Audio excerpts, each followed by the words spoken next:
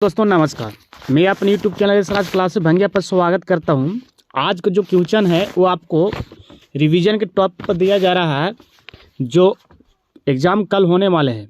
तो चलिए, पहला क्वेश्चन है, आंसर भी आपको नज़र के सामने है। समझ लीजिएगा कि भारत में वित्तीय वर्ष होता है, यानी भारत में हम लोग तो वित्तीय वर्ष कब से कब माना जाता है। तो आप याद, आंसर सामने है ही है, 1 अप्रैल से लेकर, याद रखेंगे, 1 अप्रैल से 31 मार्च जो होता है वो वित्तीय वर्ष माना जाता है भारत में। तो पहला का सही जवाब हो जाएगा सी। कौन हो गया? सी। दूसरा क्वेश्चन चलते हैं। तो दूसरा क्वेश्चन यहाँ पर दिया गया है। तो दूसरा क्वेश्चन यह है कि बृहद क्षेत्र में जल, ध्यान दीजिएगा, जल, बृहद क्षेत्र में जल उपस्थिति के कारण पृथ्वी को कहते हैं। तो जल है तो उपस्थिति के कारण उसको जो बोलते हैं हम लोग नीला, क्या बोलेंगे हम लोग? नीला ग्रह। क्या बोलते हैं हम लोग? नीला ग्रह बोलते हैं। बृहद क्षेत्र में जल की उपस्थिति के कारण क्या बोलते हैं हम लोग? नीला ग्रह। इसका तो जवाब आपको याद ही होगा, क्योंकि कल आपको एग्जाम देना होगा। तो एक बार आप वीडियो को भी देख लें और अपने दोस्तों के पास शेयर भी कर दें, रिवीजन हो जाएगा। और शाम तक एक वीडियो और हम डाल देंगे। चलिए, तीसरा जो क्वेश्चन है, ये तीसरा क्वेश्चन आपका ईस्वी से है, तो आपको याद करने पड़ेगा कि सूचना का अधिकार अधिनियम कानून कब लागू हुआ। तो ये आपको याद करने पड़ेगा। सूचना का अधिकार अधिनियम कानून जो था वो कब लागू हुआ? 2004, 2005, 2006, 2007, 4, 5, 6, 7। अब बताइए, तो लगले है, तो आप इसको याद कर लीजिएगा। सूचना का अधिकार अधिनियम लागू कब हुआ? तो ये लागू हुआ था आपको 2005 में। 2005 में सूचना अधिकार के अधिनियम कानून जो था वो लागू कर दिया गया था। तो तीसरा का सही जवाब हो जाएगा आपको बी, एकदम करेक्ट आंसर। अब हम चलते हैं चौथा क्वेश्चन की ओर। तो चौथा क्वेश्चन है कि वर्तमान में नेपाल की शासन प्रणाली क्या है? वर्तमान यानी प्रेजेंट। वर्तमान में यानी बोला जा रहा है कि प्रेजेंट में आपको बताना है कि नेपाल के शासन प्रणाली कैसा है, बताना है कैसा है। लोकतंत्र है, राजतंत्र है, सैनिक तंत्र है, कि इनमें से कोई नहीं है। तो चौथा का जो सही जवाब हो जाएगा ए हो जाएगा लोकतंत्र है। कैसा है?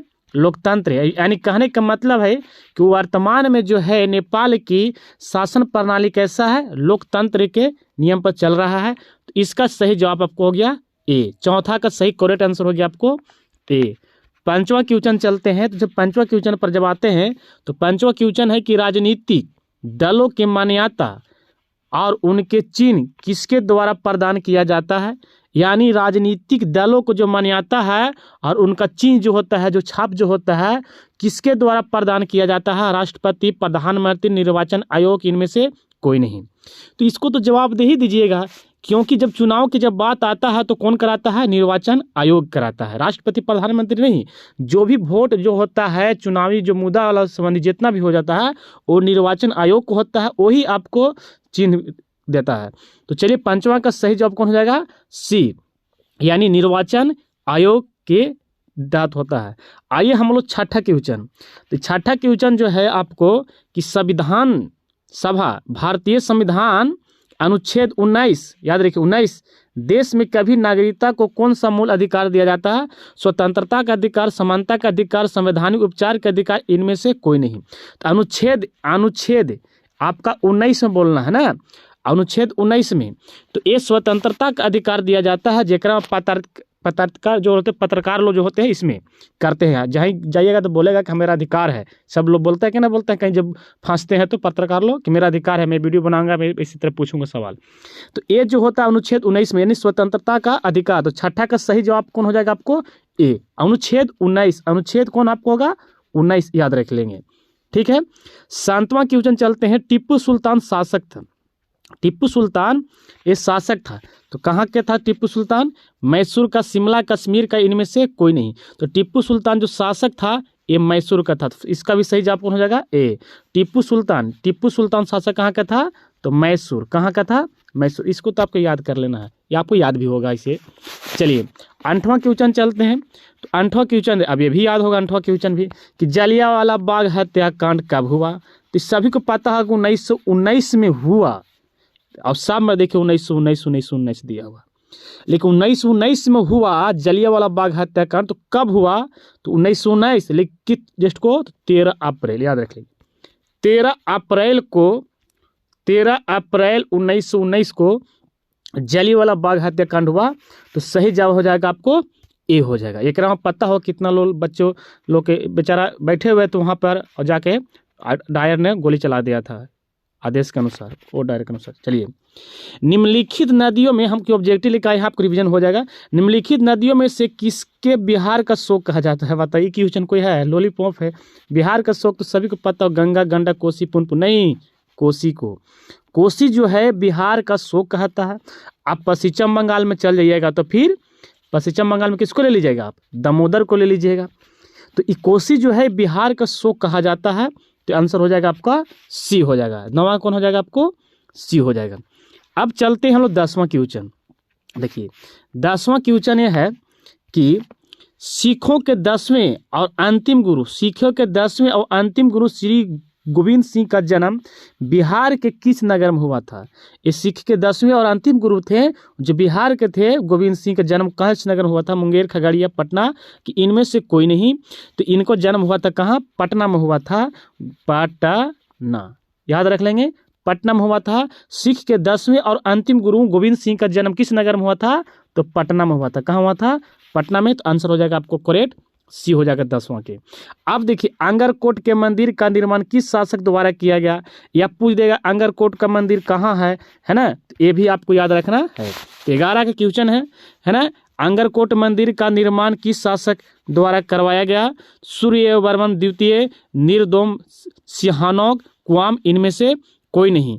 तो ये आपको सही जवाब हो जाएगा 11 के, ये हो जाएगा सूर्यवर्मन द्वितीय द्वारा इनका अंगरकोट का मंदिर का निर्माण किया गया। और आप बताइए अंगरकोट मंदिर कहाँ स्थित है? कमेंट्स बॉक्स में आपका इंतजार रहेगा, क्योंकि आप एग्जाम को तैयारी कर चुके हैं, इस रिवीजन चल रहा है। आप कमेंट्स में बताएंगे कहाँ है। आइए 10वां नहीं, 11 तक हम लोग ना। 12, पंचायती राज व्यवस्था सर्वप्रथम किस राज्य में लागू किया गया? पंचायती राज व्यवस्था, पंचायती के जो चुनाव जो होता है वो पंचायती राज व्यवस्था कहाँ किया गया था? सर्वप्रथम लागू कहाँ किया गया था? राजस्थान, बिहार, उत्तराखंड या मध्य प्रदेश? तो आप याद रखिएगा राजस्थान में। कहाँ किया गया था? राजस्थान में सबसे पहले आपको पंचायती राज लागू किया गया था, पंचायती वाला चुनाव किया गया था। तो इसका सही जवाब हो जाएगा पंचायती वाला राज्य पहला राजस्थान हो जाएगा। चलिए 13 जो क्वेश्चन है आपको, 13 क्वेश्चन यह है कि योजना आयोग को भंग कर कौन सा आयोग बना? योजना आयोग को क्या कह दे? भंग करके कौन सा आयोग बना? नीति आयोग, वित्त आयोग, राज्य वित्त आयोग, इनमें से कोई नहीं। योजना आयोग को तो नीति आयोग जो है, इसका जवाब सही हो जाएगा। नीति आयोग जो है योजना आयोग को क्या किया? भंग करके कब बन गया आपका? नीति आयोग। तो कौन बना? नीति आयोग। तो नीति आयोग कैसे बना? तो योजना आयोग को क्या किया? भंग किया। तो भंग करके कौन बना? नीति आयोग। 13 के ये सही जवाब हो जाएगा। अब हम चलते हैं 14। देखिए 14 जो क्वेश्चन है कि बिहार में, माफ कीजिएगा, निम्न में कौन बीमारू राज्य है? बीमारू, हम बिहार बोल रहे थे, ऑप्शन बोल दिए थे। निम्न में कौन बीमारू राज्य है? बिहार, मध्य प्रदेश, उड़ीसा, इनमें से सभी। अब बताइए 14 का। तो देखिए बीमारू कहने का मतलब राज्य सबसे पिछड़ा है, मतलब बीमारू नहीं, सिर्फ बीमारी है इन लोगों की। तो बिहार भी है, मध्य प्रदेश भी, उड़ीसा भी है। तो सभी के सभी इसमें आपको ऑप्शन हो जाएगा डी हो जाएगा करेक्ट। आपको कौन हो जाएगा? डी हो जाएगा। 14 का कौन हो जाएगा? डी हो जाएगा। इस सभी के सभी जो बीमारू राज्य के अंतर्गत आते हैं। 15 क्वेश्चन देख लेते हैं। देखिए 15 क्वेश्चन जो है, 15 क्वेश्चन यह है कि भारतीय जनता पार्टी जिसको हम बोलते हैं बीजेपी, भारतीय जनता पार्टी का स्थापना कब हुआ? तो आपको याद करने पड़ेगा भारतीय जनता पार्टी का स्थापना कब हुआ है ना। 1979 ईस्वी, 1980, 1981 के इनमें से कोई नहीं। तो 15 का सही जवाब आपको हो जाएगा आपको बी। 15 का सही जवाब हो जाएगा बी। माफ कीजिएगा, बी पर टिक लगा है।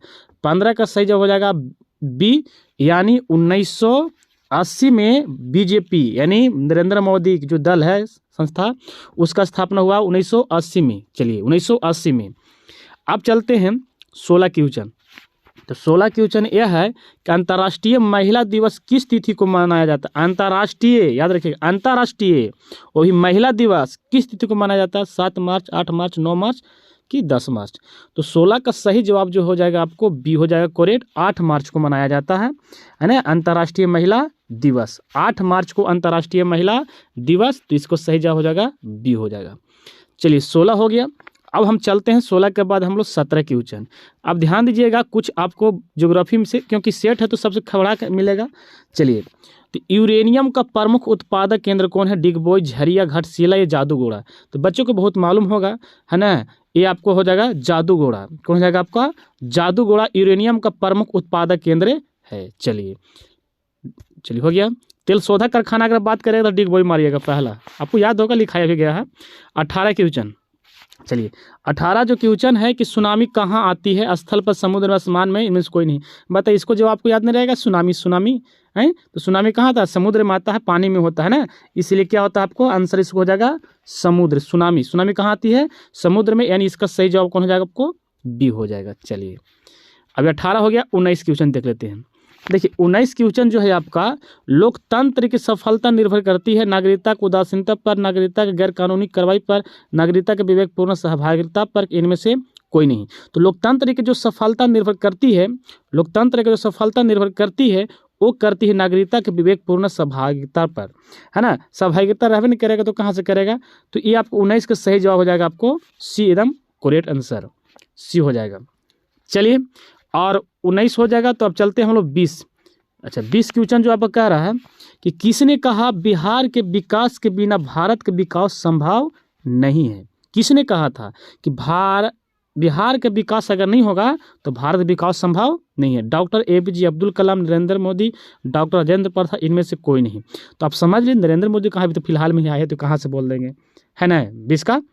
अब आता है आंसर कि इनमें से कोई नहीं, doctor Rajendra Prasad, doctor APJ Abdul Kalam. तो नहीं, सही जवाब हो जाएगा डॉक्टर APJ अब्दुल कलाम, यानी 20 का सही जवाब हो जाएगा ए।